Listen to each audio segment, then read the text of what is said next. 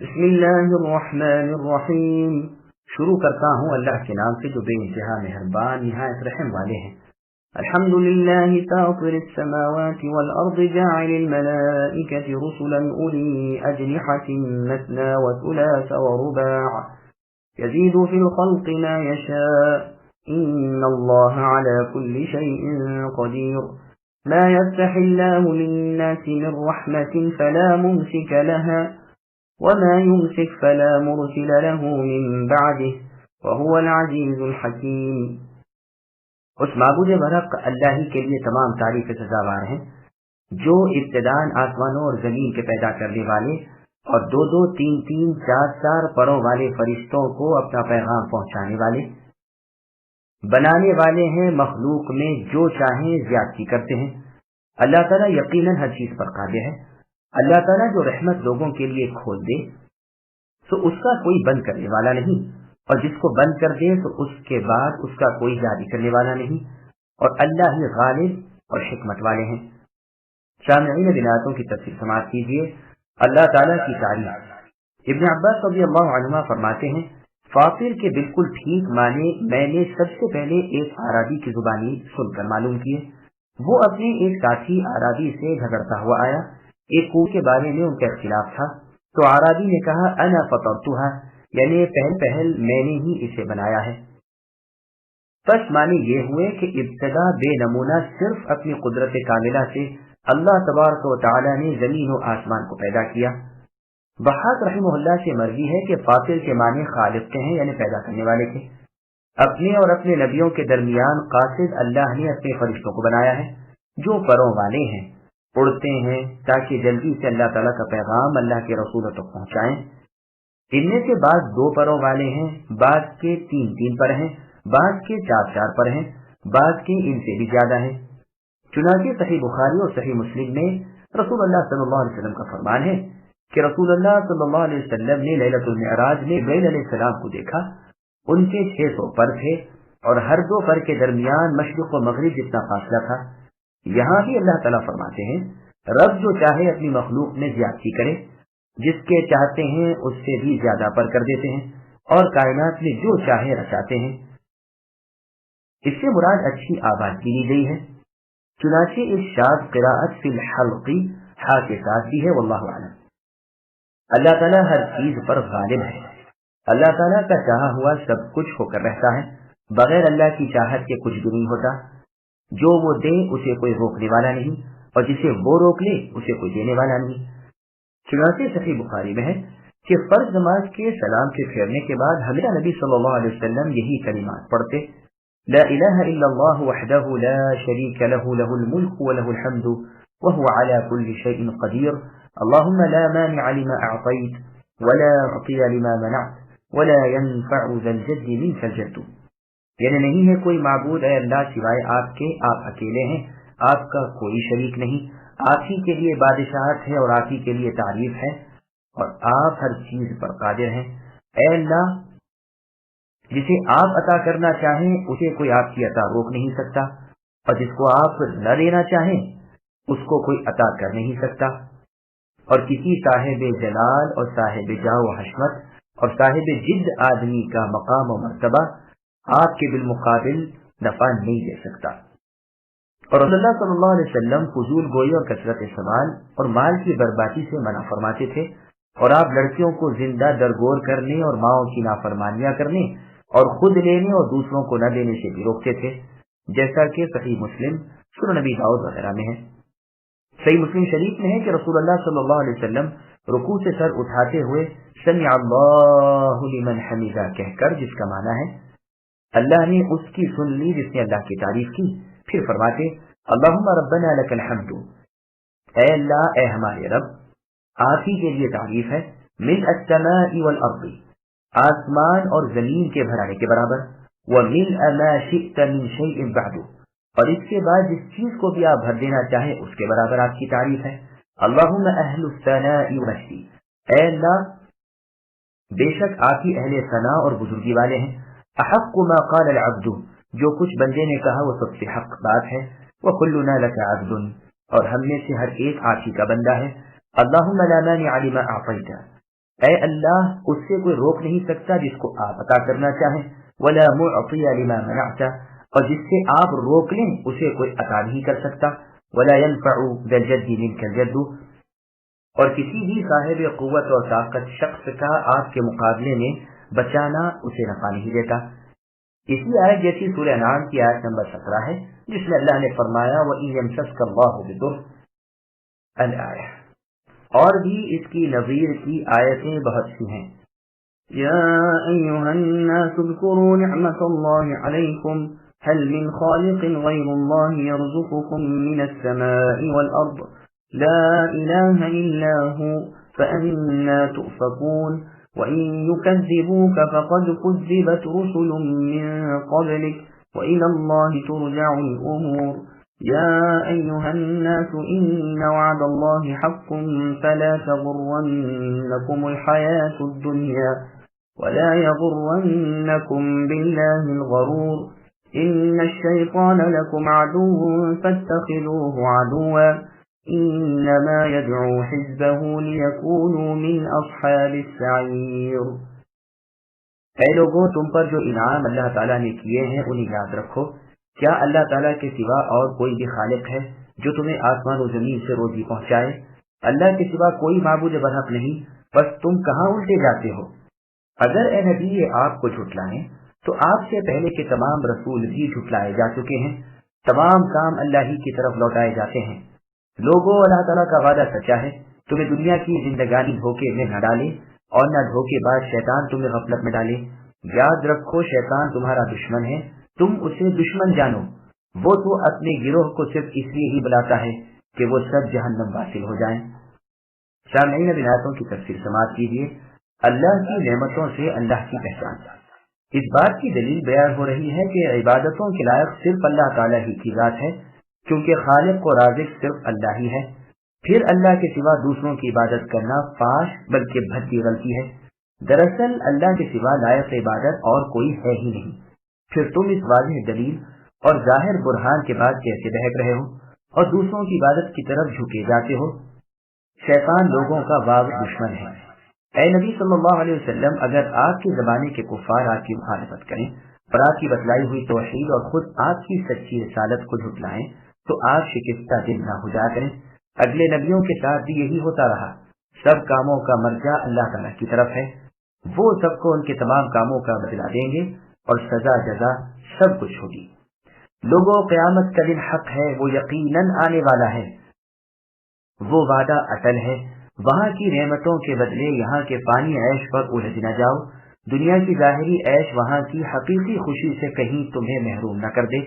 اسی طرح شیطان مکار سے بھی ہوشیار رہنا، اس کے چلتے پھرتے جادو میں نہ پھنس جانا، اس کی جھوٹی اور چکنی چپڑی باتوں میں آ کر اللہ کے رسول صلی اللہ علیہ وسلم کے حق کلام کو نہ چھوڑ بیٹھنا۔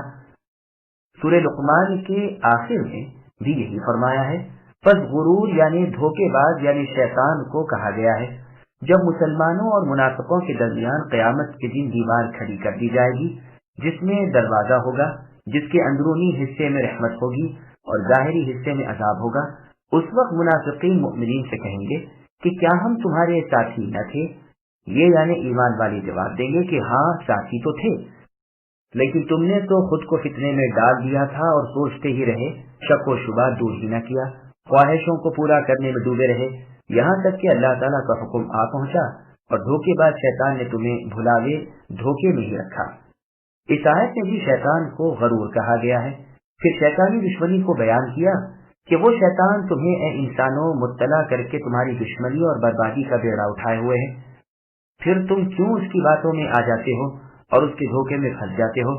اس کی اور اس کی فوج کی تو عین تمنا ہے کہ وہ تمہیں بھی اپنے ساتھ گھسیٹ کر جہنم میں لے جائے۔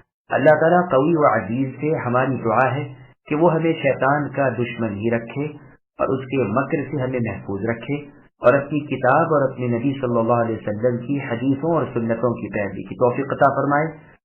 اللہ تعالیٰ ہر چیز پر قادر ہے اور دعاؤں کے قبول فرمانے والے ہیں۔ جس طرح اس آیت میں شیطان کی دشمنی کا بیان کیا گیا ہے، اسی طرح سورہ کہف کی آیت نمبر 50 وَإِذْ قُلْنَا لِلْمَلَائِكَةِ میں بھی اسی کی دشمنی کا ذکر ہے اور اس سے آگاہی اور چوکنا کر دیا گیا ہے۔ الذين كفروا لهم عذاب شديد والذين آمنوا وعملوا الصالحات لهم مغفرة وأجر كبير أفمن زين له سوء عمله فرآه حسنا فإن الله يضل من يشاء ويهدي من يشاء فلا تذهب نفسك عليهم حسرات إن الله عليم بما يصنعون. جو لوگ کافر ہوئے ان کے لیے سخت سزا ہے، اور جو لوگ ایمان لائے اور نیک اعمال کیے ان کے لیے بخشش ہے اور بہت بڑا اجر ہے.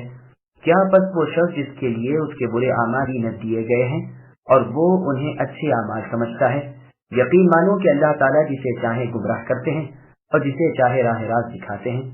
بس آپ کو اے نبی ان پر غم کھا کھا کر اپنی جان ہلاکت میں نہ ڈالنی چاہیے.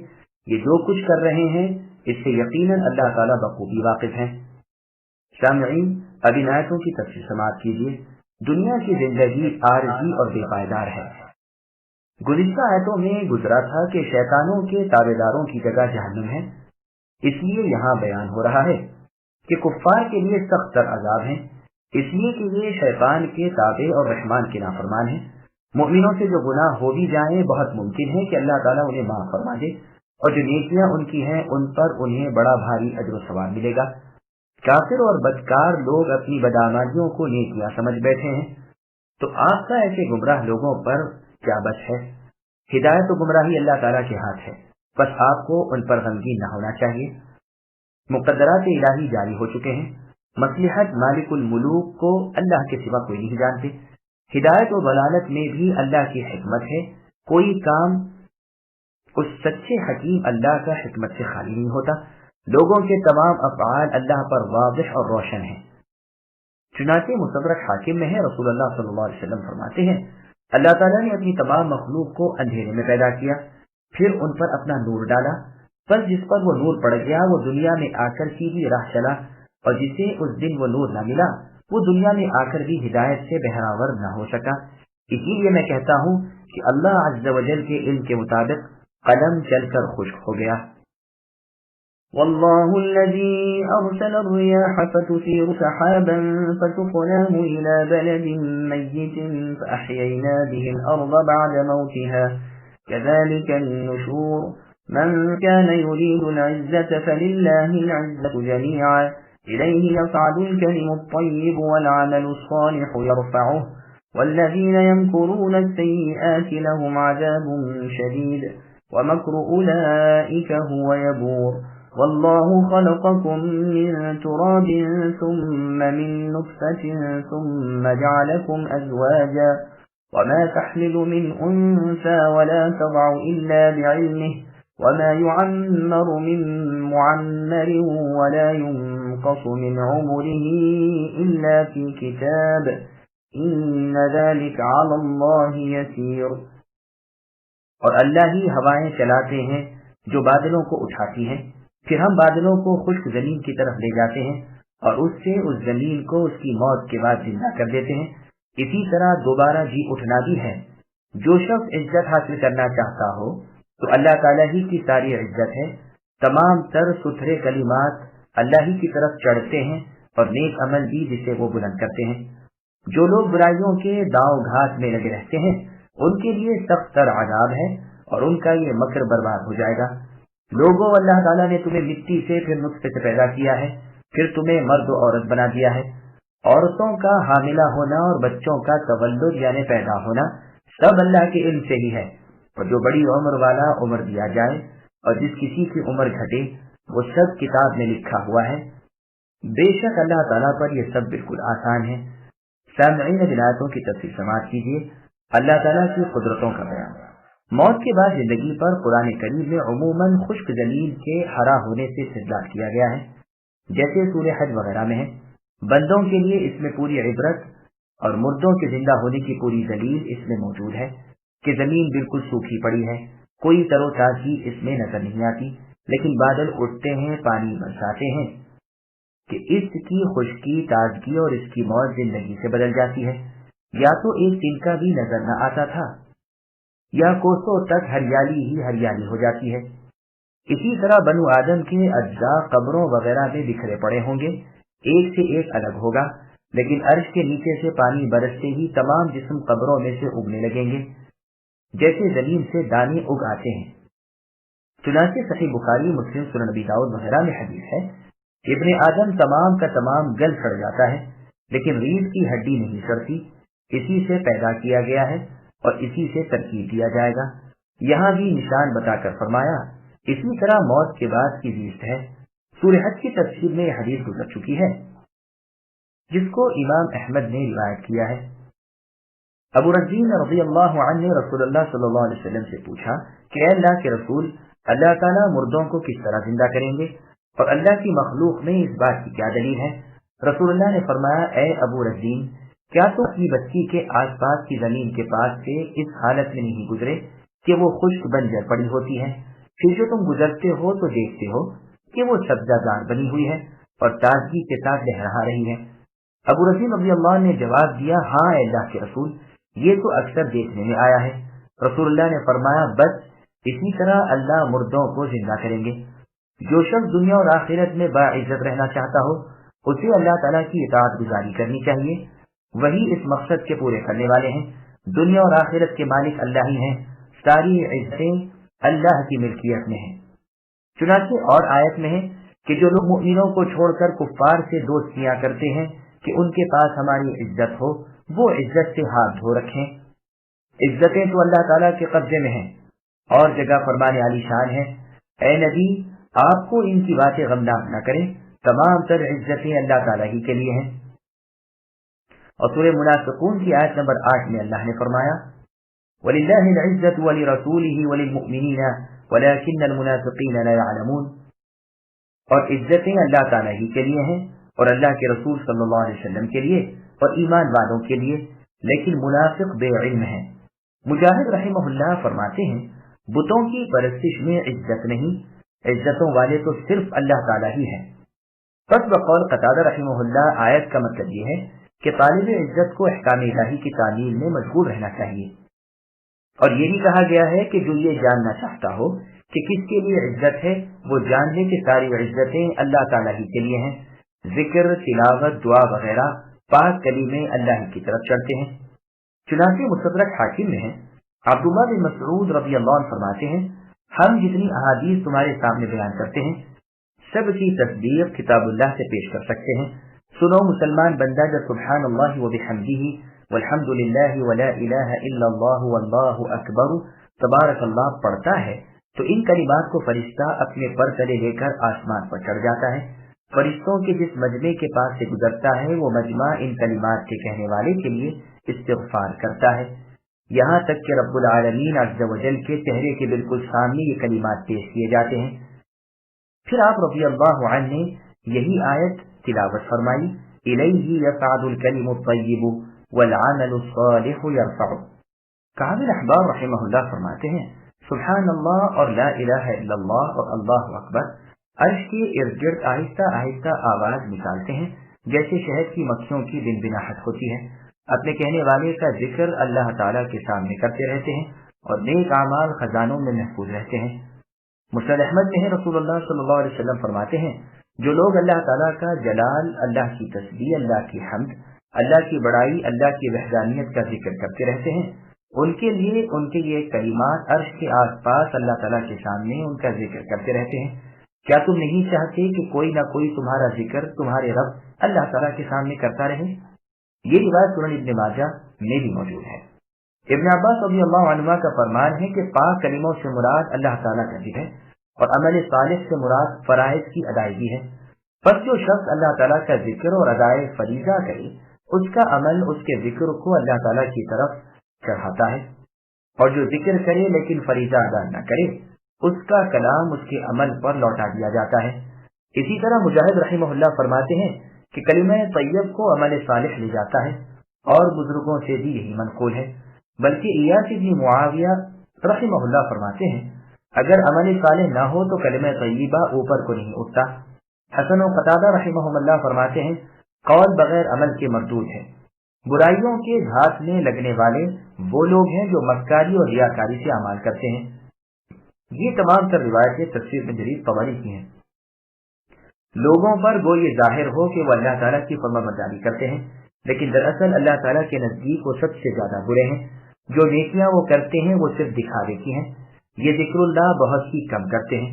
عبد الرحمن فرماتے ہیں اس سے مراد مشرک ہیں، لیکن صحیح یہ ہے کہ یہ آیت عام ہے، مشرک اس میں بطریق اولا داخل ہیں، ان کے لیے سخت عذاب ہے اور ان کا مکر فاسد و باطل ہے، ان کا جھوٹ آج نہیں تو کل کھل جائے گا، عقل مند ان کے مکر سے واقف ہو جائیں گے۔ جو شخص جو کچھ کرے اس کا اثر اس کے چہرے سے ظاہر ہو جاتا ہے، اس کی زبان اسی رنگ سے رنگ دی جاتی ہے، جیسا باطن ہوتا ہے اسی کا عکس ظاہر پر بھی پڑتا ہے۔ ریاکار شخص کی بے ایمانی لمبی مدت تک پوشیدہ نہیں رہ سکتی، ہاں کوئی بیوقوف اس کے دام میں پھنس جائے تو اور بات ہے۔ مومن پورے عقل مند اور کامل دانا ہوتے ہیں، وہ ان دھوکے بازوں سے بخوبی آگاہ ہو جاتے ہیں، اور اس عالم الغیب اللہ تعالیٰ پر تو کوئی بات بھی چھپ نہیں سکتی۔ اللہ تعالیٰ نے تمہارے باپ آدم علیہ السلام کو مٹی سے پیدا کیا اور ان کی نسل کو ایک ذلیل پانی سے جاری رکھا، پھر تمہیں جوڑا جوڑا بنایا، یعنی مرد و عورت۔ یہ بھی اللہ کا لطف و کرم اور انعام و احسان ہے کہ مردوں کے لیے بیویاں بنائیں جو ان کے سکون و راحت کا سبب ہیں۔ ہر حاملہ کے حمل کی اور ہر بچے کے پیدا ہونے کی اللہ کو خبر ہے، بلکہ ہر پتے کے جھڑنے سے اور اندھیرے میں پڑے ہوئے دانے سے اور ہر تر و خشک چیز سے وہ اللہ تعالیٰ بخوبی واقف ہیں، بلکہ اللہ کی کتاب میں وہ سب کچھ لکھا ہوا ہے۔ اسی آیت جیسی آیت سورہ رعد کی آیت نمبر 8 ہے، جس میں اللہ نے فرمایا اللہ یعلم ما تحمل کل انثی، اور وہیں اس کی پوری تفصیل گزر چکی ہے۔ اسی طرح اللہ تعالیٰ عالم الغیب کو یہ بھی علم ہے کہ کس نطفے کو لمبی عمر ملنے والی ہے، یہ بھی اللہ کے پاس لکھا ہوا ہے۔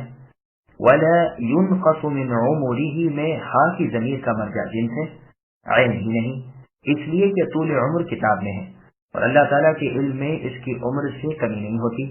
جنس کی طرف بھی ضمیر لوٹتی ہے، جیسے عرب میں کہا جاتا ہے عندی ثوب ونصفہ، یعنی میرے پاس ایک کپڑا ہے اور دوسرے کپڑے کا آدھا۔ ابن عباس رضی اللہ عنہما سے مروی ہے کہ اللہ تعالیٰ فرماتے ہیں جس شخص کے لیے میں نے لمبی عمر مقدر کی ہے وہ اسے پوری کر کے ہی رہے گا، لیکن وہ لمبی عمر میری کتاب میں لکھی ہوئی ہے وہیں تک پہنچے گی، اور جس کے لیے میں نے عمر کم مقرر کی ہے اس کی حیات اسی عمر تک پہنچے گی۔ یہ سب کچھ اللہ تعالیٰ کی پہلی کتاب میں لکھی ہوئی ہے، موجود ہے، اور رب پر یہ سب کچھ آسان ہے۔ عمر کے ناقص ہونے یعنی گھٹنے کا ایک مطلب یہ بھی ہو سکتا ہے کہ جو نطفہ تمام ہونے سے پہلے ہی گر جاتا ہے وہ بھی اللہ تعالیٰ کے علم میں ہے۔ بعض انسان 100 سال کی عمر پاتے ہیں اور بعض پیدا ہوتے ہی مر جاتے ہیں۔ 60 سال سے کم عمر میں مرنے والا بھی ناقص العمر والا ہے۔ یہ بھی کہا گیا ہے کہ ماں کے پیٹ میں عمر کی لمبائی یا کمی لکھ لی جاتی ہے۔ ساری مخلوق کی یکساں عمر نہیں ہوتی، کوئی لمبی عمر والا کوئی کم عمر والا، یہ سب اللہ تعالیٰ کے ہاں لکھا ہوا ہے اور اسی کے مطابق ظہور میں آ رہا ہے۔ بعض کہتے ہیں اس کے معنی یہ ہے کہ جو اجل یعنی مدت لکھی گئی ہے اور اس میں سے جو گزر رہی ہے سب اللہ تعالیٰ کے علم میں ہے اور اللہ کی کتاب میں لکھی ہوئی ہے۔ بخاری اور مسلم وغیرہ میں ہے، رسول اللہ فرماتے ہیں جو چاہے کہ اس کی روزی اور عمر بڑھے وہ صلہ رحمی کیا کرے، یہ اللہ تعالیٰ پر آسان ہے۔ اللہ کا علم اللہ کے پاس ہے، اللہ کا علم تمام مخلوق کو گھیرے ہوئے ہیں، وہ اللہ ہر چیز کو جانتے ہیں، اللہ پر کچھ بھی چھپا ہوا نہیں، سب ظاہر ہے۔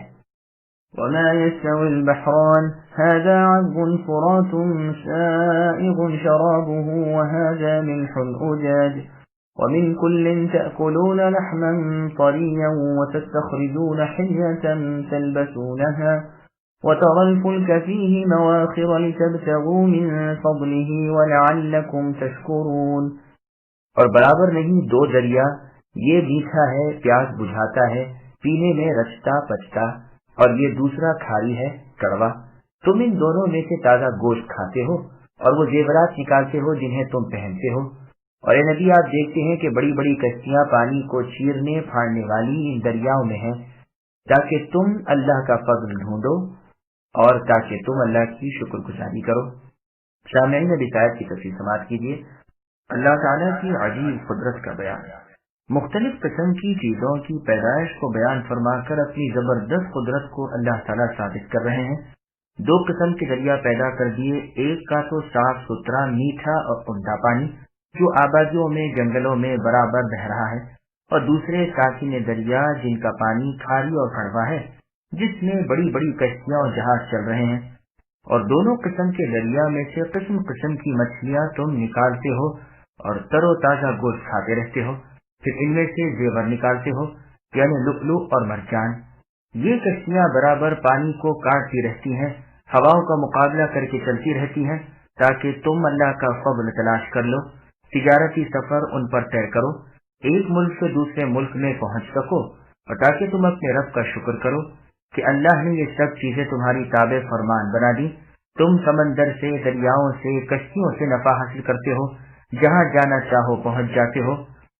इस कुदरत वाले अल्लाह ताला ने जमीन और आसमान की चीजों को तुम्हारे लिए मुसख्खर कर दिया है। ये सिर्फ अल्लाह ही का फज़्ल व करम है।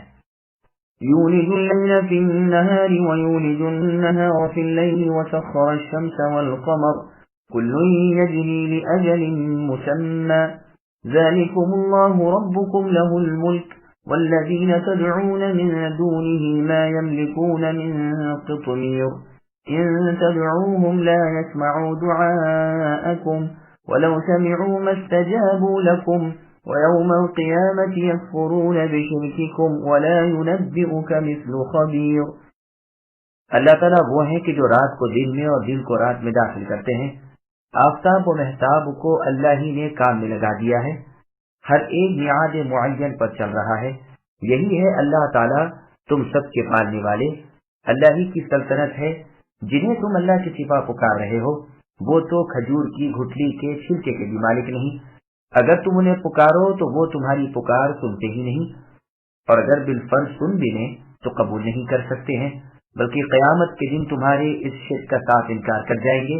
اور اے نبی، آپ کو کوئی بھی خبردار اللہ کی طرح خبردار نہیں کر سکتا۔ سامعین، ان آیتوں کی تفسیر سماعت کیجیے۔ دن اور رات کی تخلیق اللہ تعالیٰ کی عظیم قدرت کی نشانی ہے۔ اللہ تعالیٰ اپنی قدرت کاملہ کا بیان فرما رہے ہیں کہ اللہ نے رات کو اندھیرے والی اور دن کو روشنی والا بنایا ہے۔ کبھی کی راتیں بڑی، کبھی کے دن بڑے، کبھی دونوں یکساں، کبھی جاڑے ہیں، کبھی گرمیاں ہیں۔ اللہ ہی نے سورج اور چاند کو اور تھمے ہوئے اور چلتے پھرتے ستاروں کو موتی کر رکھا ہے۔ مقدار معین پر اللہ تعالیٰ کی طرف سے مقرر شدہ چال پر چلتے رہتے ہیں۔ پوری قدرتوں والے اور کامل علم والے اللہ تعالیٰ نے یہ نظام قائم کر رکھا ہے جو برابر چل رہا ہے، اور وقت مقررہ یعنی قیامت تک یوں ہی جاری رہے گا۔ جس اللہ تعالیٰ نے یہ سب کیا ہے وہی دراصل لائق عبادت ہے، اور وہی سب کے پالنے والے بھی۔ اللہ جیسا کوئی بھی لائق عبادت نہیں۔ جن بتوں کو، درگاہوں اور قبروں کو اللہ تعالیٰ کے سوا جن جن کو لوگ پکارتے ہیں، خواہ وہ فرشتے ہی کیوں نہ ہو، انبیاء ہوں، رسول ہوں، اولیاء ہوں، اور اللہ کے پاس بڑے درجے رکھنے والے ہی کیوں نہ ہو، لیکن سب کے سب اللہ کے سامنے محض مجبور اور بالکل بے بس ہیں۔ کان والی نہیں جو سن سکیں، بے جان چیزیں بھی کہیں۔ کھجور کی گھٹلی کے اوپر کے باریک چھلکے جیسی چیز کا بھی انہیں اختیار نہیں۔ آسمان و زمین کی حقیر سے حقیر چیز کے بھی وہ مالک نہیں۔ جن جن کو تم اے مشرکو اللہ تعالیٰ کے سوا پکارتے ہو وہ تمہاری آواز سنتے ہی نہیں۔ تمہاری یہ بت وغیرہ بے جان چیزیں کان والی نہیں جو سن سکیں۔ بے جان چیزیں بھی کہیں کسی کی سن سکتی ہیں، اور بالفرض تمہاری پکار سن بھی لیں تو چونکہ ان کے قبضے میں کوئی چیز نہیں، اس لیے وہ تمہاری حاجت پوری کر نہیں سکتے۔ قیامت کے دن تمہارے سر سے وہ انکاری ہو جائیں گے، تم سے بیزار نظر آئیں گے، جیسے اللہ نے سورہ احقاف کی آیت نمبر 5 میں فرمایا، وَمَنْ أَضَلُّ مِمَّنْ يَدْعُو مِن دُونِ اللَّهِ، یعنی اس سے زیادہ گمراہ کون ہوگا جو اللہ تعالیٰ کے سوا ایسوں کو پکارتا ہے جو قیامت تک ان کی پکار کو قبول نہ کر سکیں، بلکہ ان کی دعا سے وہ محض بے خبر اور غافل ہیں، اور میدان محشر میں وہ ان کے دشمن ہو جائیں گے اور ان کی عبادتوں سے منکر ہو جائیں گے۔ اور سورہ مریم کی آیت نمبر 81 میں اللہ نے فرمایا، وَاتَّخَذُوا مِن دُونِ اللَّهِ آلِهَةً لِيَكُونُوا لَهُمْ عِزًّا، یعنی اللہ تعالیٰ کے سوا اور معبود ان مشرکوں نے اس بات سے بنا لیے ہیں تاکہ وہ ان کے لیے باعث عزت بنے، لیکن ایسا ہونے کا نہیں، بلکہ وہ ان کی عبادتوں سے بھی انکاری ہو جائیں گے اور ان کے مخالف اور دشمن بن جائیں گے۔ بھلا بتاؤ اللہ تعالیٰ جیسی سچی خبریں اور کون دے سکتے ہیں؟ جو اللہ نے فرمایا وہ یقیناً ہو کر ہی رہے گا، جو کچھ ہونے والا ہے اس سے اللہ تعالیٰ پوری طرح باخبر ہیں۔ اس جیسی خبر کوئی اور نہیں دے سکتا۔ يا أيها الناس أنتم الفقراء إلى الله والله هو الغني الحميد إن يشأ يذهبكم ويأتي بخلق جديد وما ذلك على الله بعزيز ولا تزر وازرة وزر أخرى وإن تدع مثقلة إلى حملها لا يحمل منه شيء ولو كان ذا قربى إنما تنذر الذين يخشون ربهم بالغيب وأقاموا الصلاة ومن تزكى فإنما يتزكى لنفسه وإلى الله المصير۔ اے لوگو، تم اللہ تعالیٰ کی طرف محتاج ہو اور اللہ تعالیٰ بے نیاز تعریفوں والے ہیں۔ اگر اللہ تعالیٰ چاہیں تو تم کو فنا کر دیں اور ایک نئی مخلوق پیدا کر دیں، اور یہ بات اللہ تعالیٰ کو کچھ مشکل نہیں۔ کوئی بھی بوجھ اٹھانے والا دوسرے کا بوجھ نہیں اٹھائے گا۔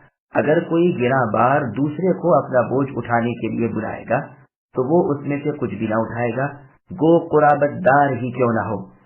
اے نبی، آپ تو صرف انہی کو آگاہ کر سکتے ہیں جو غائبانہ طور پر اپنے رب سے ڈرتے رہتے ہیں اور نمازوں کی پابندی کرتے ہیں۔ جو بھی پاک ہو جائے وہ اپنے ہی نفع کے لیے پاک ہوگا اور لوٹنا اللہ ہی کی طرف ہے۔ سامعین، اب آیتوں کی تفسیر سماعت کیجیے۔ اللہ تعالیٰ سب کو فنا کرنے پر قادر ہے۔ اللہ تعالیٰ ساری مخلوق سے بے نیاز ہے اور تمام مخلوق اللہ کی محتاج ہے۔ اللہ تعالیٰ بے نیاز ہے اور سب اللہ کے در کے فقیر ہیں۔ وہ بے پرواہ ہے اور سب اللہ کے حاجت مند ہیں۔ اللہ کے سامنے ہر کوئی ذلیل ہے اور وہ عزیز ہے۔ کسی قسم کی حرکت و سکون پر کوئی قادر نہیں، سانس تک لینا کسی کے بس میں نہیں۔ مخلوق بالکل ہی بے بس ہے۔ غنی، بے پرواہ اور بے نیاز صرف اللہ تعالیٰ ہی ہے۔ تمام باتوں پر قادر وہی ہے۔ اللہ تعالیٰ جو کرتے ہیں اس میں وہ قابل تعریف ہیں۔ اللہ کا کوئی کام حکمت و تعریف سے خالی نہیں۔ اپنے قول میں، اپنے فعل میں، اپنی شرع اور تقدیروں کے مقرر کرنے میں غرض ہر طرح وہ بزرگ و لائق حمد و ثنا ہے۔ لوگوں، اللہ تعالیٰ کی قدرت ہے، اگر وہ چاہے تو تم سب کو غارت و برباد کر دے اور تمہارے عوض دوسرے لوگوں کو لے آئے۔ رب پر یہ کام کچھ مشکل نہیں۔ قیامت کے دن کوئی دوسرے پر لاد نہ چاہے تو یہ چاہت بھی اس کی پوری نہ ہوگی۔ کوئی نہ ملے گا کہ اس کا بوجھ بٹائے۔ عزیز و اقارب بھی منہ موڑ لیں گے اور پیٹ پھیر لیں گے، گو ماں باپ اور اولاد ہو۔ ہر شخص اپنے حال میں مشغول ہوگا، ہر ایک کو اپنی اپنی پڑی ہوگی۔ اکرمہ رحمہ اللہ فرماتے ہیں، پڑوسی پڑوسی کے پیچھے پڑ جائے گا، اللہ تعالیٰ سے عرض کرے گا کہ اس سے اے اللہ پوچھئے تو صحیح کہ اس نے مجھ سے اپنا دروازہ کیوں بند کر لیا تھا۔ کافر مؤمن کے پیچھے لگ جائے گا اور جو احسان اس نے دنیا میں کیے تھے وہ یاد دلا کر کہے گا کہ آج میں تیرا محتاج ہوں۔ مؤمن بھی اس کی سفارش کرے گا اور ہو سکتا ہے کہ اس کا عذاب قدرے کم ہو جائے، گو جہنم سے چھٹکارا محال ہے۔ باپ بیٹے کو اپنے احسان جتائے گا اور کہے گا کہ رائی کے دانے برابر مجھے آج اپنی نیکیوں میں سے دے دے۔ وہ یعنی بیٹا کہے گا، ابا آپ چیز تو تھوڑی سی طلب فرما رہے ہیں، لیکن آج تو جو کھٹکا آپ کو ہے وہی مجھے بھی ہے، میں تو کچھ بھی نہیں دے سکتا۔ پھر بیوی کے پاس جائے گا، اس سے کہے گا میں نے تیرے ساتھ دنیا میں کیسے سلوک کیے ہیں، وہ کہے گی بہت ہی اچھے۔ یہ کہے گا آج میں تیرا محتاج ہوں، مجھے ایک نیکی دے دے تاکہ عذابوں سے چھوٹ جاؤں۔ وہ جواب دے گی کہ سوال تو بہت ہلکا ہے، لیکن جس خوف میں آپ ہیں وہی ڈر مجھے بھی لگا ہوا ہے، میں تو کچھ بھی سلوک آج نہیں کر سکتی۔ قرآن کریم میں سورہ لقمان کی آیت نمبر 33 میں اللہ نے فرمایا، لا يجزي والد عن ولده ولا مولود هو جاز عن والده شيئا، یعنی آج نہ باپ بیٹے کے کام آئے نہ بیٹا باپ کے کام آئے۔ اور سورہ عبس کی آیت نمبر 34 میں اللہ نے فرمایا، یوم یفر المرء من اخیہ الآیات، یعنی آج قیامت کے دن انسان اپنے بھائی سے، ماں سے، باپ سے، بیوی سے اور اولاد تک سے بھاگتا پھرے گا۔ ہر شخص اپنے حال میں مست و بے خود ہوگا، ہر ایک دوسرے سے غافل ہوگا۔ اے نبی، آپ کے وعظ و نصیحت سے وہی لوگ فائدہ اٹھا سکتے ہیں جو عقل مند اور صاحب فراست ہوں، جو اپنے رب سے قدم قدم پر خوف کرنے والے اور اطاعت الہی کرتے ہوئے نمازوں کو پابندی سے ادا کرنے والے ہوں۔ نیک اعمالیاں خود تم ہی کو نفع دیں گی، جو پاکیزگیاں تم کرو ان کا نفع تم ہی کو پہنچے گا۔ آخر اللہ تعالیٰ کے پاس جانا ہے، اللہ کے سامنے پیش ہونا ہے، حساب کتاب اللہ کے سامنے ہونا ہے، اعمال کا بدلہ اللہ تعالیٰ خود دینے والے ہیں۔ وما يستوي الأعمى والبصير ولا الظلمات ولا النور ولا الظل ولا الحرور وما يستوي الأحياء ولا الأموات إن الله يسمع من يشاء وما أنت بمسمع من في القبور إن أنت إلا نذير إنا أرسلناك بالحق بشيرا ونذيرا وإن من أمة إلا خلا فيها نذير وإن يكذبوك فقد كذب الذين من قبلهم جاءتهم رسلهم بالبينات وبالزبر وبالكتاب المنير ثم أخذت الذين كفروا فكيف كان نكير. اور اندھا اور آنکھوں والا برابر نہیں، اور نہ تاریکی اور روشنی، اور نہ چھاؤں اور نہ دھوپ، اور زندے اور مردے برابر نہیں ہو سکتے. اللہ تعالیٰ جس کو چاہتے ہیں سنوا دیتے ہیں، اور آپ اے نبی ان لوگوں کو نہیں سنا سکتے جو قبروں میں ہیں. آپ تو صرف ڈرانے والے ہیں. ہم ہی نے آپ کو حق دے کر خوشخبری سنانے والا اور ڈر سنانے والا بنا کر بھیجا ہے، اور کوئی امت ایسی نہیں ہوئی جس میں کوئی ڈر سنانے والا نہ گزرا ہو. اور اگر یہ لوگ آپ کو جھٹلا دیں تو جو لوگ ان سے پہلے ہو گزرے ہیں انہوں نے بھی جھٹلایا تھا. ان کے پاس بھی ان کے پیغمبر معجزے اور صحیفے اور روشن کتابیں لے کر آئے تھے، پھر میں نے ان کافروں کو پکڑ لیا تو میرا عذاب کیسا ہوا. سامعین اب آیتوں کی تفصیل سماعت کیجیے. زندہ اور مردہ برابر نہیں. ارشاد ہوتا ہے کہ مومن اور کافر برابر نہیں. جس طرح اندھا اور دیکھتا، اندھیرا اور روشنی، سایہ اور دھوپ، زندہ اور مردہ برابر نہیں. جس طرح ان چیزوں میں زمین و آسمان کا فرق ہے، اسی طرح ایماندار اور بے ایمان میں بھی بے انتہا فرق ہے. مومن مثل آنکھوں والے کے اور اجالے کے اور سائے کے اور زندے کے مانند ہے، برخلاف کافر کہ وہ ایک اندھے کے اور اندھیرے کے اور لو والی گرمی کے ہے. جیسا اللہ تعالیٰ نے سورہ انعام کی آیت نمبر 122 میں فرمایا اومن کان میتا فاحییناه الآیہ، یعنی جو مردہ تھا پھر اسے ہم نے زندہ کر دیا اور اسے نور دیا جسے لیے ہوئے لوگوں میں چل پھر رہا ہے. ایسا شخص اور وہ شخص جو اندھیروں میں گھرا ہوا ہے جن سے نکل ہی نہیں سکتا، یہ دونوں برابر ہو نہیں سکتے. اور سورہ ہود کی آیت نمبر 24 میں فرمایا مثل الفریقین الآیہ، یعنی ان دونوں جماعتوں کی مثال اندھے اور بہرے اور دیکھتے سنتے کی سی ہے. مؤمن تو آنکھوں اور کانوں والا، اجالے اور نور والا ہے، پھر راہ مستقیم پر ہے جو صحیح طور پر سایوں اور نہروں والی جنت میں پہنچے گا. اور اس کے برعکس کافر اندھا، بہرا اور اندھیروں میں پھنسا ہوا ہے جن سے نکل ہی نہیں سکتا، اور ٹھیک جہنم میں پہنچے گا جو حرارت، تندی، تیزی اور گرمی والی آگ کا مخزن ہے. اللہ تعالیٰ جسے چاہیں سنا دیں، یعنی اس طرح سننے کی توفیق دیں کہ سن کر قبول بھی کرتا جائے. آپ اے نبی قبر والوں کو نہیں سنا سکتے، یعنی جس طرح کوئی مرنے کے بعد قبر میں دفنا دیا جائے تو اسے پکارنا بے سود ہے، اسی طرح کفار ہیں کہ ہدایت و دعوت ان کے لیے بیکار ہے. اسی طرح ان مشرکوں پر انہی کی بدبختی چھا گئی ہے اور ان کی ہدایت کی کوئی صورت باقی نہیں رہی. آپ اے نبی ان کو کسی طرح ہدایت پر نہیں لا سکتے، آپ تو صرف آگاہ کر دینے والے ہیں. آپ کے دل میں صرف تبلیغ ہے، ہدایت و ضلالت اللہ تعالیٰ کی طرف سے ہے.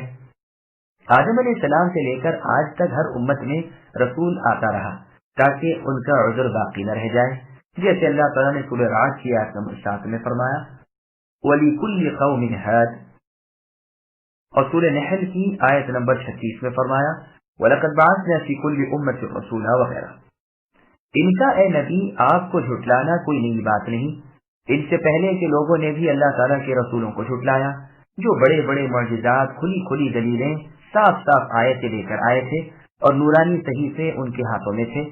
آخر ان کے جھٹلانے کا نتیجہ یہ ہوا کہ میں نے انہیں عذاب و سزا میں گرفتار کر لیا. دیکھ لیجئے کہ پھر میرا انکار کا نتیجہ کیا ہوا، کس طرح تباہ و برباد ہوئے. واللہ اعلم.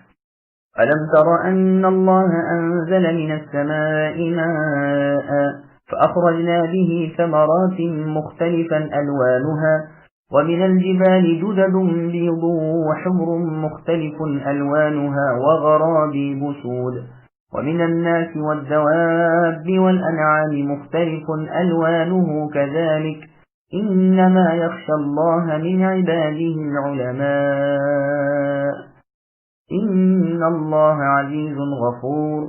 اے نبی، کیا آپ نے اس بات پر نظر نہیں کی کہ اللہ تعالیٰ نے آسمان سے پانی اتارا، پھر ہم نے اس کے ذریعے سے مختلف رنگوں کے پھل نکالے، اور پہاڑوں کے بھی مختلف حصے ہیں، سفید اور سرخ کہ ان کی بھی رنگتیں مختلف ہیں اور بہت گہرے سیاہ، اور اسی طرح آدمیوں اور جانوروں اور چوپایوں میں بھی بات ایسے ہیں کہ ان کی رنگتیں مختلف ہیں۔ اللہ تعالیٰ سے ان کے وہی بندے ڈرتے ہیں جو علم رکھتے ہیں، بے شک اللہ تعالیٰ زبردست بڑے بخشنے والے ہیں۔ سامعین اب آیاتوں کی تفصیل سماعت کیجیے۔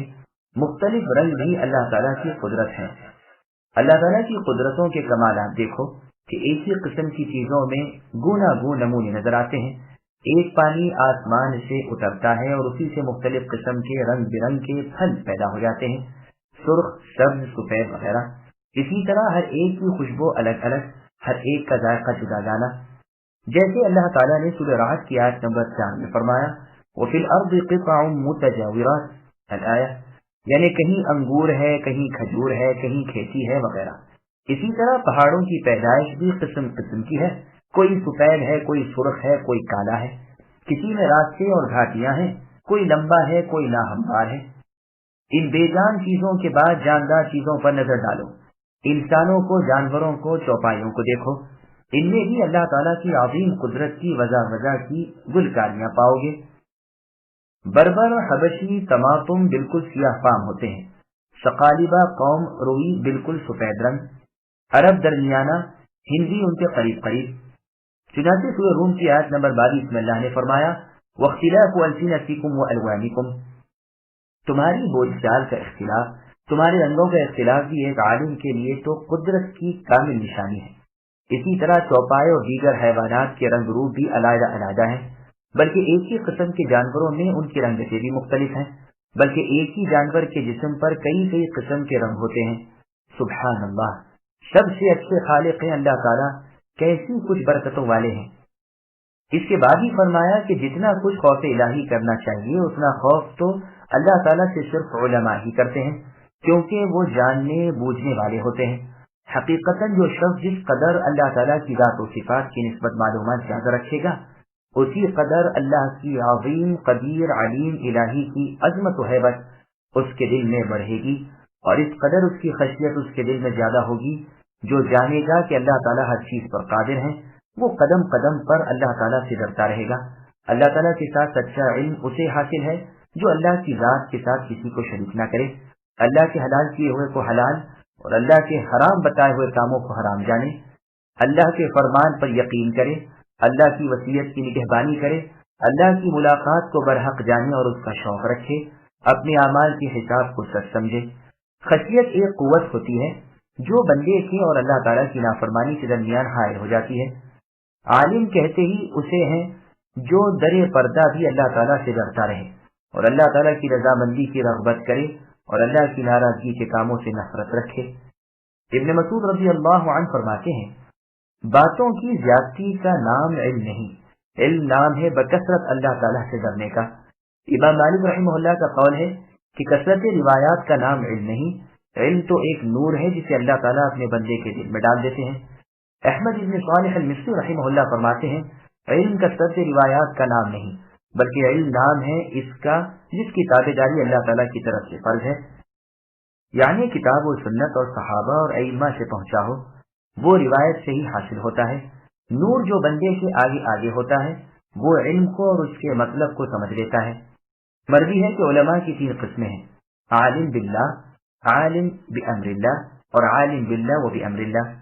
عالم باللہ عالم بامر اللہ نہیں اور عالم بامر اللہ عالم باللہ نہیں۔ ہاں عالم باللہ و بامر اللہ وہ ہے جو اللہ تعالیٰ سے ڈرتا ہو اور حدود و فرائض کو جانتا ہو۔ عالم باللہ وہ ہے جو اللہ تعالیٰ سے ڈرتا ہو لیکن اللہ کی حدود اور فرائض کو نہ جانتا ہو۔ عالم بامر اللہ وہ ہے جو حدود و فرائض کو تو جانتا ہو لیکن دل اس کا خشیت الہی سے خالی ہو۔ إن الذين يتلون كتاب الله وأقاموا الصلاة وأنفقوا مما رزقناهم سرا وعلانية يرجون تجارة لن تبور ليوفيهم أجورهم ويزيدهم من فضله إنه غفور شكور والذي أوحينا إليك من الكتاب هو الحق مصدقا لما بين يديه إن الله بعباده لخبير بصير ثم أورثنا الكتاب الذين اصطفينا من عبادنا فمنهم ظالم لنفسه ومنهم مقتصد ومنهم سابق بالخيرات بإذن الله ذلك هو الفضل الكبير۔ بے شک جو لوگ کتاب اللہ کی تلاوت کرتے رہتے ہیں اور نماز کی پابندی رکھتے ہیں اور جو کچھ ہم نے ان کو عطا فرمایا ہے اس میں سے پوشیدہ اور علانیہ خرچ کرتے ہیں، وہ ایسی تجارت کے امیدوار ہیں جو کبھی مانند نہ ہوگی، تاکہ ان کو ان کی اجرتیں پوری دیں اور ان کو اپنے فضل سے اور زیادہ دیں۔ بے شک اللہ تعالیٰ بڑے بخشنے والے بڑے قدردان ہیں۔ اور یہ کتاب جو ہم نے آپ پر اے نبی وحی کے طور پر بھیجی ہے، یہ بالکل ٹھیک ہے جو کہ اپنے سے پہلی کتابوں کی بھی تصدیق کرتی ہے۔ اللہ تعالیٰ اپنے بندوں کی پوری خبر رکھنے والے، خوب دیکھنے والے ہیں۔ پھر یہ کتاب ہم نے ان لوگوں کے ہاتھوں میں پہنچائی جن کو ہم نے اپنے بندوں میں سے پسند فرمایا، پھر بعض تو ان میں اپنی جانوں پر ظلم کرنے والے ہیں اور بعض ان میں متوسط درجے کے ہیں اور بعض ان میں اللہ تعالیٰ کی توفیق سے نیکیوں میں ترقی کیے چلے جاتے ہیں۔ یہ اللہ تعالیٰ کا بڑا فضل ہے۔ سامعین، اب ان آیتوں کی تفصیل سماعت کیجیے۔ مؤمنوں کی صفات۔ مؤمن بندوں کی نیک صفتیں بیان ہو رہی ہیں کہ وہ کتاب اللہ کی تلاوت میں مشغول رہا کرتے ہیں، ایمان کے ساتھ بڑھتے رہتے ہیں، عمل بھی ہاتھ سے جانے نہیں دیتے، نماز کے پابند، زکوٰۃ، خیرات کے عادی، پوشیدہ علانیہ اللہ تعالیٰ کے بندوں کے ساتھ سلوک کرنے والے ہوتے ہیں اور اپنے مال کے ثواب کے امیدوار اللہ سے ہوتے ہیں جس کا ملنا یقینی ہے۔ جیسے کہ اس تفسیر کے شروع میں فضائل قرآن کے ذکر میں ہم نے بیان کیا ہے کہ کلام اللہ شریف اپنے ساتھی سے کہے گا کہ ہر تاجر اپنی تجارت کے پیچھے ہے اور تو سب کی سب تجارتوں کے پیچھے ہے۔ انہیں ان کے پورے ثواب ملیں گے، بلکہ بہت بڑھا چڑھا کر ملیں گے جس کا خیال بھی نہیں۔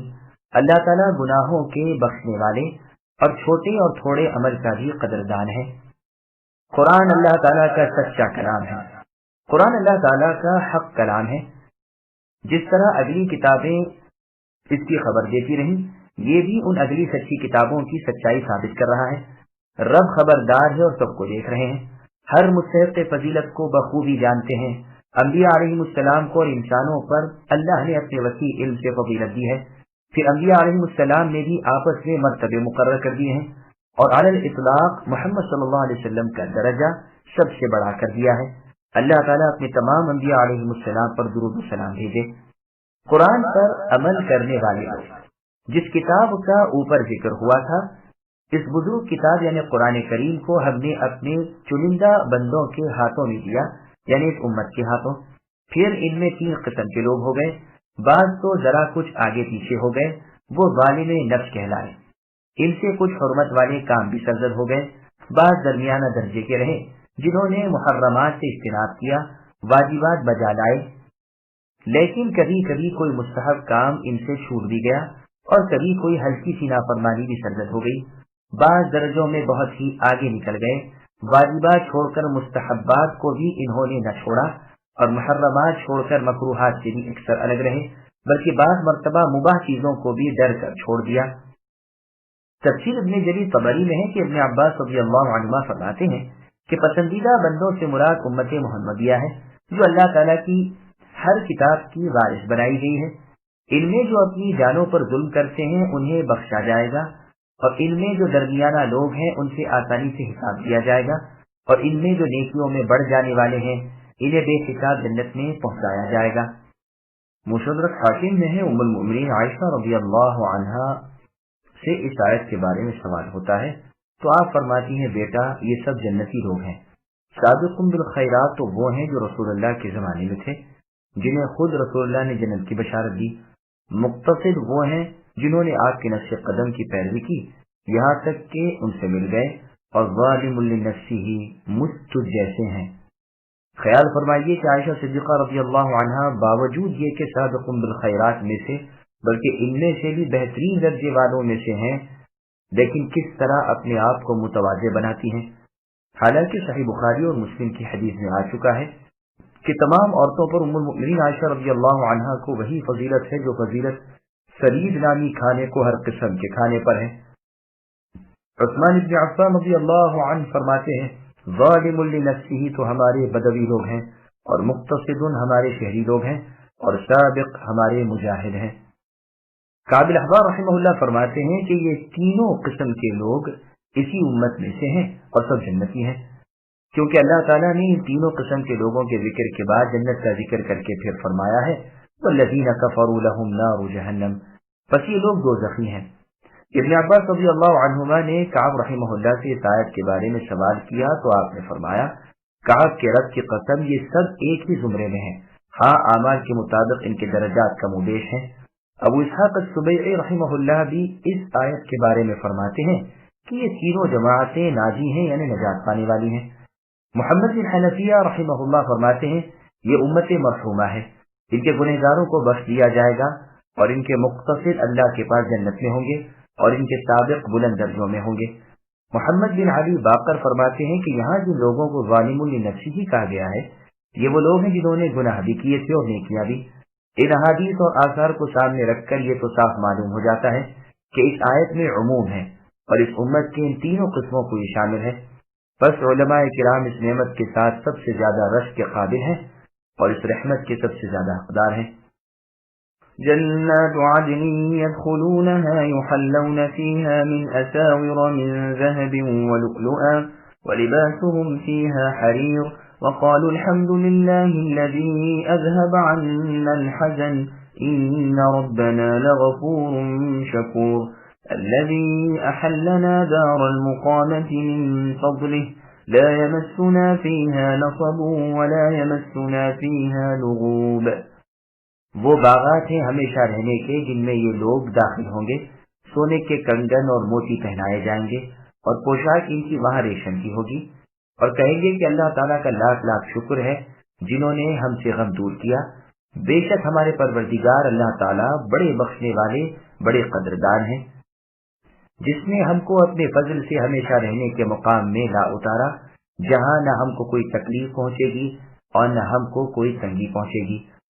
سامعین بنایتوں کی تفصیل سماعت کیجیے۔ اہل جنت پر انعامات۔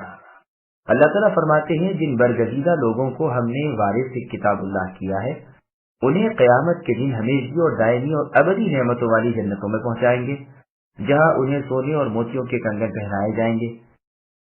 صحیح مسلم میں اللہ کے رسول کا فرمان ہے مومن کا زیور جنت میں وہاں تک ہوگا جہاں تک اس کے وضو کا پانی پہنچتا ہے، اس کا لباس وہاں خالص ریشمی ہوگا جس سے دنیا میں وہ ممانعت کر دیے گئے تھے۔ صحیح بخاری میں، صحیح مسلم اور سنن نسائی الکبریٰ میں رسول اللہ کا فرمان ہے جو شخص یہاں یعنی دنیا میں حریر اور ریشم پہنے گا وہ اسے آخرت میں نہیں پہنا جائے گا۔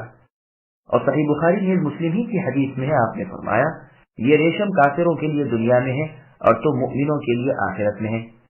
طبرانی میں ہے موت کے وقت بھی انہیں کوئی گھبراہٹ نہیں ہوگی۔ ابن عباس رضی اللہ عنہما کا فرمان ہے ان کی بڑی بڑی اور بہت سی خطائیں معاف کر دی گئیں اور چھوٹی چھوٹی اور کم مقدار نیکیاں قدردانی کے ساتھ قبول فرمائی گئیں۔ یہ کہیں گے اللہ تعالیٰ کا شکر ہے جس نے اپنے فضل و کرم لطف و رحم سے یہ پاکیزہ بلند ترین مقامات عطا فرمائے، ہمارے اعمال تو اس قابل تھے ہی نہیں۔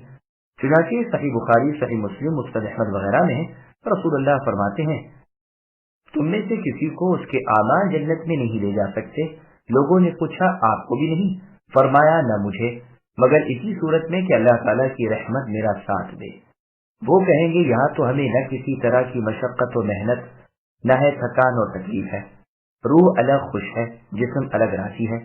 بدلہ ہے اس کا جو دنیا میں اللہ تعالیٰ کی راہ کی تکلیفیں انہیں اٹھانی پڑتی تھی، آج راحت کی راحت ہے۔ ان سے کہہ دیا گیا ہے کہ پسند اور دل پسند کھاتے پیتے رہو، اس کے بدلے جو دنیا میں تم نے میری فرما برداریاں کی۔ والذین کفروا لهم نار جہنم لا يقضى عليهم فيموتوا ولا يخفف عنهم من عذابها كذلك نجزي كل كفور وهم يصطرخون فيها ربنا أخرجنا نعمل صالحا غير الذي كنا نعمل أولم نعمركم ما يتذكر فيه من تذكر وجاءكم النذير فذوقوا فما للظالمين من نصير۔ اور جو لوگ کافر ہیں ان کے لیے دوزخ کی آگ ہے، نہ تو ان کی قباحی آئے گی یعنی موت کہ مر ہی جائیں، اور نہ دوزخ کا عذاب ہی ان سے ہلکا کیا جائے گا۔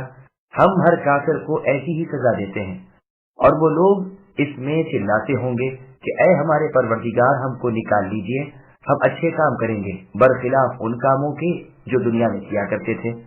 کیا ہم نے تم کو اتنی عمر نہ دی تھی کہ جس کو سمجھنا ہوتا وہ سمجھ سکتا، اور تمہارے پاس ڈرانے والا بھی پہنچا تھا؟ سو مزہ اب چکھو کہ ایسے ظالموں کا کوئی مددگار نہیں۔ سامعین اب آیتوں کی تفصیل سماعت کیجیے۔ اہل جہنم کی سزا۔ نیک لوگوں کا حال بیان فرما کر اب برے لوگوں کا حال بیان ہو رہا ہے کہ یہ دوزخ کی آگ میں جلتے جھلستے رہیں گے، انہیں وہاں موت بھی نہیں آئے گی جو مر جائیں، جیسے اللہ تعالیٰ نے سورہ اعلیٰ کی آیت نمبر 13 میں فرمایا لا يموت فيها ولا يحيا، نہ یہ جہنمی وہاں مریں گے نہ ہی اچھی زندگی ان کی ہوگی۔ صحیح مسلم شریف میں ہے، رسول اللہ فرماتے ہیں جو ابدی جہنمی ہے انہیں وہاں موت نہیں آئے گی اور نہ اچھی زندگی ملے گی۔ وہ تو کہیں گے اے داروغ جہنم تم ہی اللہ تعالیٰ سے دعا کرو کہ اللہ تعالیٰ ہمیں موت دے دے، لیکن جواب ملے گا کہ تم تو یہیں پڑے رہو گے۔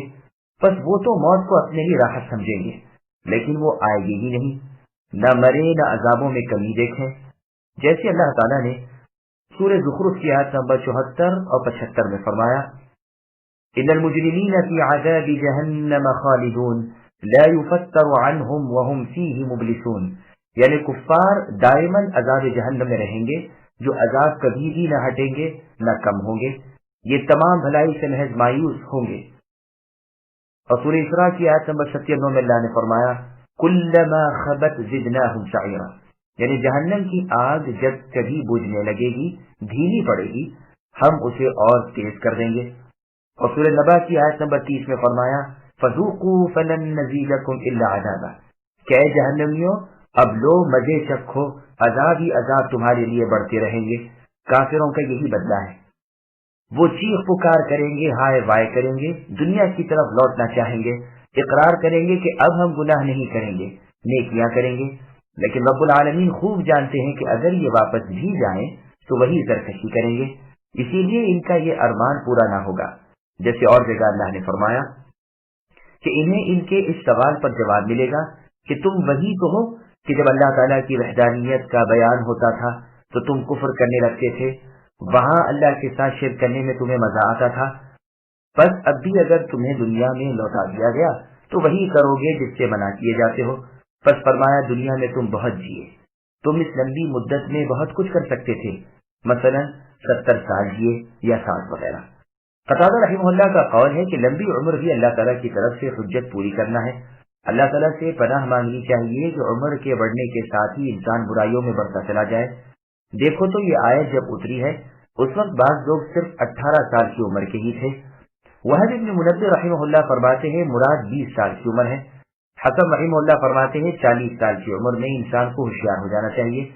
ابن عباس رضی اللہ عنہما فرماتے ہیں اس عمر تک پہنچنا اللہ تعالیٰ کی طرف سے عذر بندی ہو جاتا ہے۔ آپ ہی سے 60 سال بھی مروی ہیں اور یہی زیادہ صحیح بھی ہے، جیسے ایک حدیث میں بھی ہے۔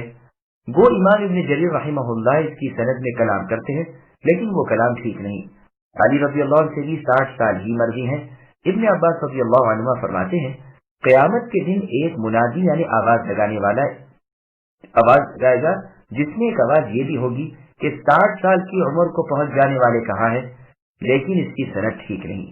مسند احمد میں ہے رسول اللہ صلی اللہ علیہ وسلم فرماتے ہیں جسے اللہ تبارک و تعالی نے 60-70 سال کی عمر کو پہنچا دیا، اس شخص کا کوئی عذر بھی اللہ تعالیٰ کے ہاں نہیں چلے گا۔ صحیح بخاری کتاب الرقاق میں رسول اللہ نے فرمایا اس شخص کا عذر اللہ تعالیٰ نے کاٹ دیا جسے 60 سال تک دنیا میں رکھا۔ اس حدیث کی اور سندیں بھی ہیں، لیکن اگر نہ بھی ہوتی تو بھی صرف امام بخاری رحمہ اللہ کا اسے اپنی صحیح میں وارد کرنا اس کی صحت کا کافی ثبوت تھا۔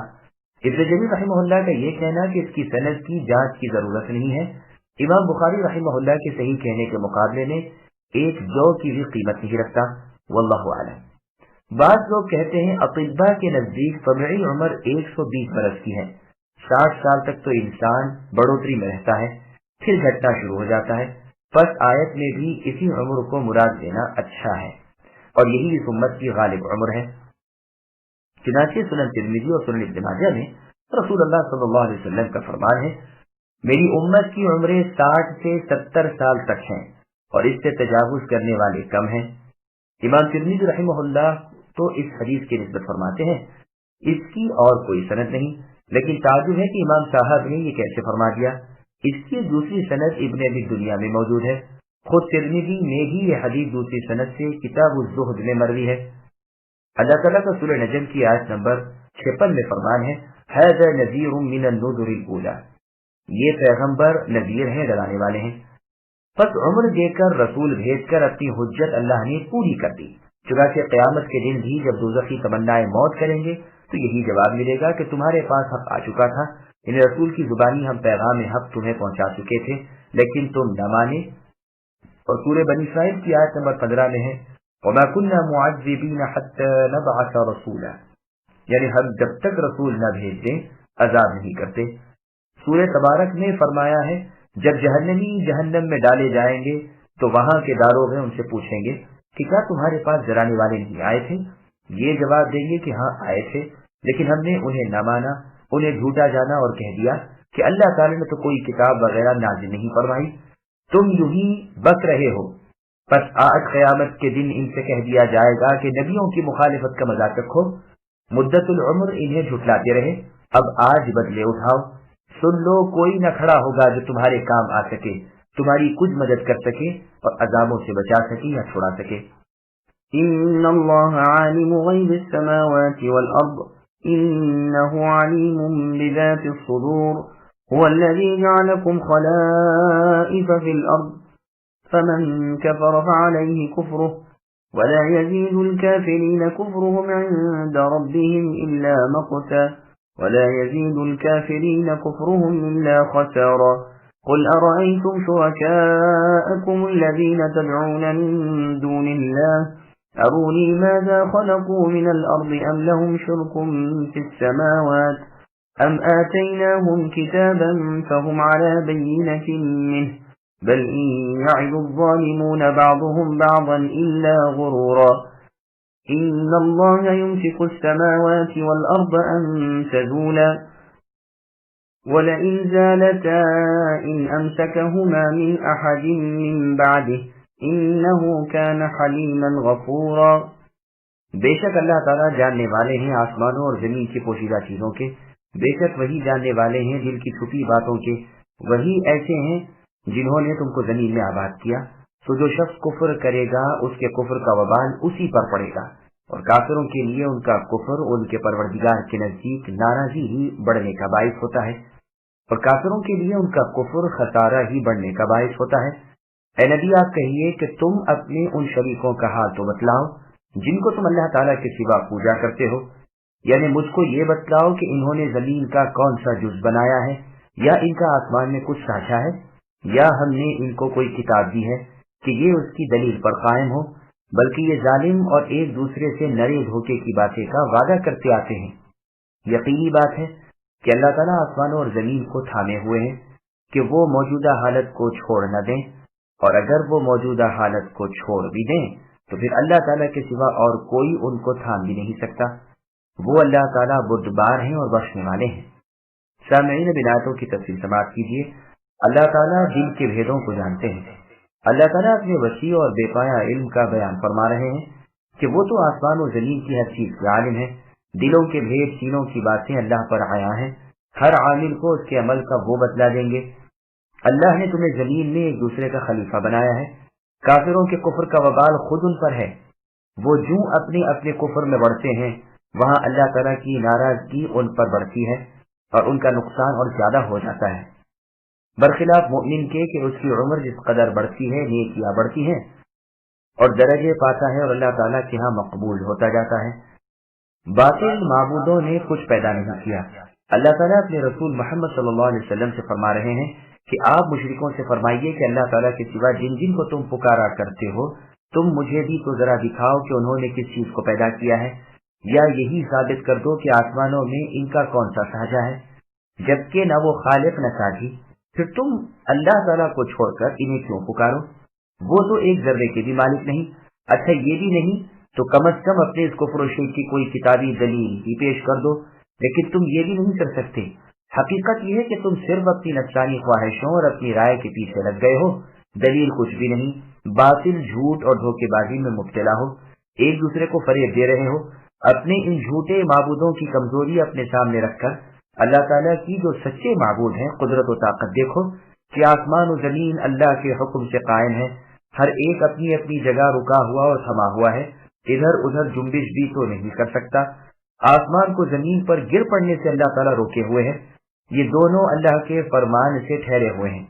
اللہ کے سوا کوئی نہیں جو انہیں تھام سکے، روک سکے، نظام پر قائم رکھ سکے۔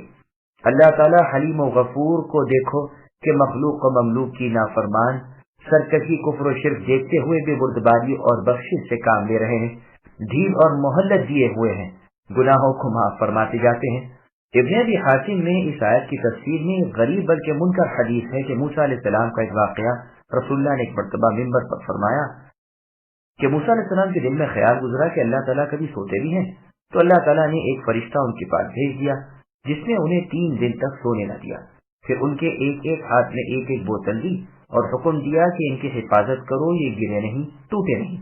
موسیٰ علیہ السلام انہیں ہاتھوں میں لے کر حفاظت کرنے لگے، لیکن نیند کا غلبہ تھا، اونگ آنے لگی، کچھ جھونکے تو ایسے آئے کہ آپ ہوشیار ہو گئے اور بوتل گرنے نہ دی، لیکن آخر نیند غالب آ گئی اور بوتلیں ہاتھ سے چھوٹ کر زمین پر گر گئیں اور چورا چورا ہو گئی۔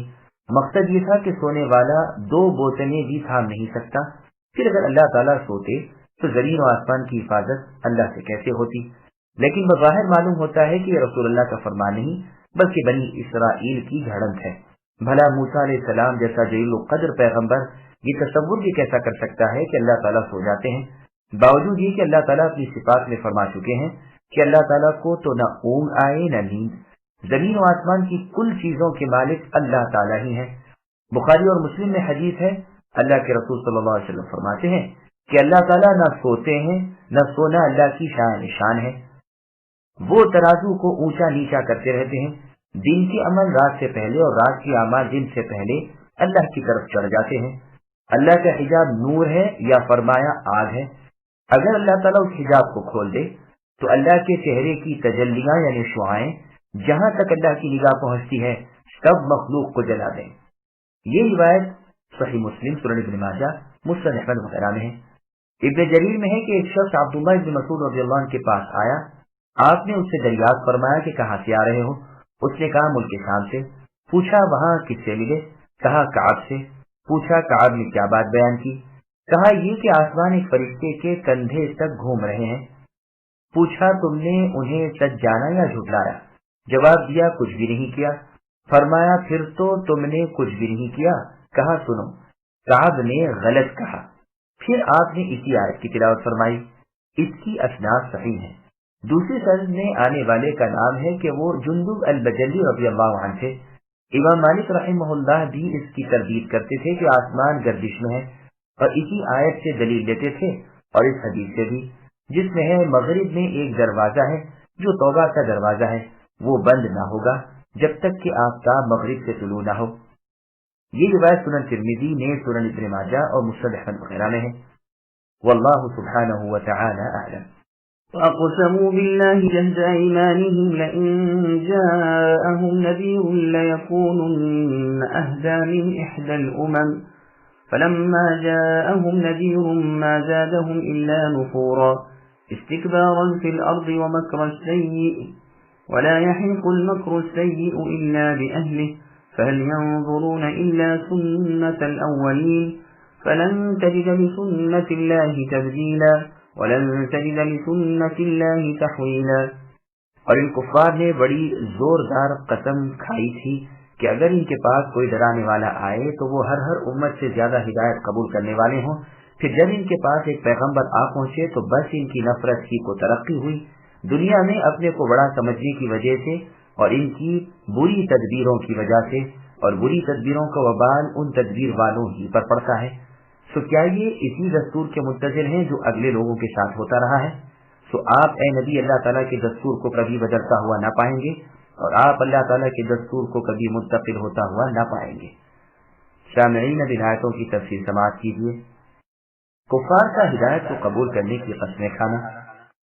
قریش نے اور عرب نے رسول اللہ صلی اللہ علیہ وسلم کی بعثت سے پہلے بڑی قسمیں کھا رکھی تھی کہ اگر اللہ تعالیٰ کا کوئی رسول ہم میں آئے تو ہم تمام دنیا سے زیادہ اس کی تابعداری کریں گے، جیسے اللہ تعالیٰ نے سورہ انعام کی آیت نمبر 156 میں فرمایا، ان تقولوا انما انزل الكتاب الآیہ، یعنی اس لیے کہ تم یہ نہ کہہ سکو کہ ہم سے پہلے کی جماعتوں پر تو البتہ کتابیں اتری لیکن ہم تو ان سے بے خبر ہی رہے، اگر ہم پر کتاب اترتی تو ہم ان سے بہت زیادہ راہ یافتہ ہو جاتے۔ تو لو اب تو خود تمہارے پاس تمہاری رب کی بھیجی ہوئی دلیل آ پہنچی، ہدایت و رحمت خود تمہارے ہاتھوں میں دی جا چکی، اب بتلاؤ کہ رب کی آیتوں کی تکذیب کرنے والوں اور ان سے منہ موڑنے والوں سے زیادہ ظالم کون ہے؟ اور آیتوں میں ہے کہ یہ کہا کرتے تھے کہ اگر ہمارے اپنے پاس اگلے لوگوں کے عبرتناک واقعات ہوتے تو ہم تو اللہ تعالیٰ کے مخلص بندے بن جاتے، لیکن پھر بھی انہوں نے ان کے پاس آ چکنے کے بعد کفر کیا، اب انہیں عنقریب اس کا انجام معلوم ہو جائے گا۔ ان کے پاس اللہ تعالیٰ کے آخری پیغمبر محمد صلی اللہ علیہ وسلم اور رب کی آخری اور افضل ترین کتاب قرآن مجید آ چکی، لیکن یہ کفر میں اور بڑھ گئے، انہوں نے اللہ تعالیٰ کی باتیں ماننے سے تکبر کیا، خود نہ مان کر پھر اپنی مکاریوں سے اللہ تعالیٰ کے بندوں کو اللہ تعالیٰ کی راہ سے روکا، لیکن انہیں باور کر لینا چاہیے کہ اس کا وبال خود ان پر پڑے گا، یہ اللہ تعالیٰ کا نہیں البتہ اپنا بگاڑ رہے ہیں۔ رسول اللہ صلی اللہ علیہ وسلم فرماتے ہیں مکاریوں سے پرہیز کرو، مکر کا بوجھ مکار پر ہی پڑتا ہے اور اس کی جواب دہی اللہ تعالیٰ کے ہاں ہوگی۔ محمد بن کعب القرظی رحمہ اللہ فرماتے ہیں 3 کاموں کا کرنے والا نجات نہیں پا سکتا، ان کاموں کا وبال اس پر یقیناً آ پڑتا ہے، مکر اور بغاوت اور وعدوں کو توڑ دینا۔ پھر آپ نے یہی آیت پڑھی، انہیں صرف اسی کا انتظار ہے جو ان جیسے ان سے اگلوں کا حال ہوا کہ اللہ تعالیٰ کے رسولوں کی تکذیب اور فرمان رسول صلی اللہ علیہ وسلم کی مخالفت کی وجہ سے اللہ تعالیٰ کے دائمی عذاب ان پر آ گئے، بس یہ تو اللہ تعالیٰ کی عادت ہی ہے، اور اے نبی آپ غور کر لیجئے رب کی عادت بدلتی نہیں نہ پلتی ہے، جس قوم پر عذاب کا ارادہ الہی ہو چکا پھر اس ارادے کے بدلنے پر کوئی قدرت نہیں رکھتا، نہ عذاب ان پر سے ہٹیں نہ وہ ان سے بچیں، نہ کوئی انہیں بچا سکے۔ واللہ اعلم۔ أولم يسيروا في الأرض فينظروا كيف كان عاقبة الذين من قبلهم وكانوا أشد منهم قوة وما كان الله ليعجزه من شيء في السماوات ولا في الأرض إنه كان عليما قديرا ولو يؤاخذ الله الناس بما كسبوا ما ترك على ظهرها من دابة ولكن يؤخرهم إلى أجل مسمى فإذا جاء أجلهم فإن الله كان بعباده بصيرا۔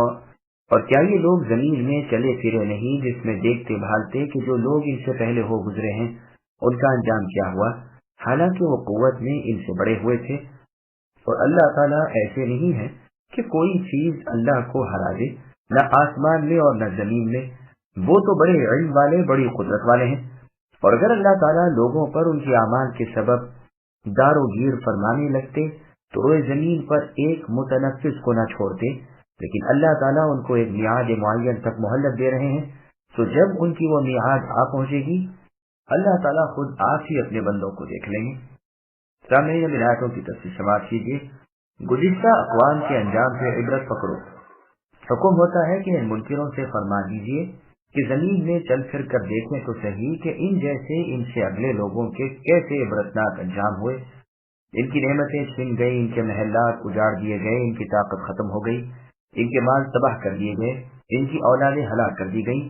اللہ تعالیٰ کے عذاب ان پر سے کسی طرح نہ ٹلے، آئی ہوئی مصیبت کو وہ نہ ہٹا سکے، نوچ لیے گئے، تباہ و برباد ہو گئے، کچھ کام نہ آیا، کوئی فائدہ کسی سے نہ پہنچا۔ اللہ تعالیٰ کو کوئی ہرا نہیں سکتا، اللہ تعالیٰ کو کوئی امر عاجز نہیں کر سکتا، اللہ کا کوئی ارادہ مراد سے جدا نہیں، اللہ کا کوئی حکم کسی سے ٹل نہیں سکتا، وہ تمام کائنات کے عالم ہیں، وہ تمام کاموں پر قدرت رکھتے ہیں۔ اگر وہ اپنے بندوں کے تمام گناہوں پر پکڑ کرتے تو تمام آسمانوں والے اور زمینوں والے ہلاک ہو جاتے، جانور اور رزق تک برباد ہو جاتے، جانوروں کو ان کے گھونسلوں اور بھٹوں میں بھی عذاب پہنچ جاتا، زمین پر کوئی جانور باقی نہ بچتا۔ لیکن اب ڈھیل دیے ہوئے ہیں، عذابوں کو مؤخر کیے ہوئے ہیں، وقت آ رہا ہے کہ قیامت قائم ہو جائے اور حساب کتاب شروع ہو جائے، طاعت کا بدلہ اور ثواب ملے، نافرمانی کا عذاب اور اس پر سزا ہو۔ اجل آنے کے بعد پھر تاخیر نہیں ملنے کی۔ اللہ تعالیٰ اپنے بندوں کو دیکھ رہے ہیں اور وہ بخوبی دیکھنے والے ہیں۔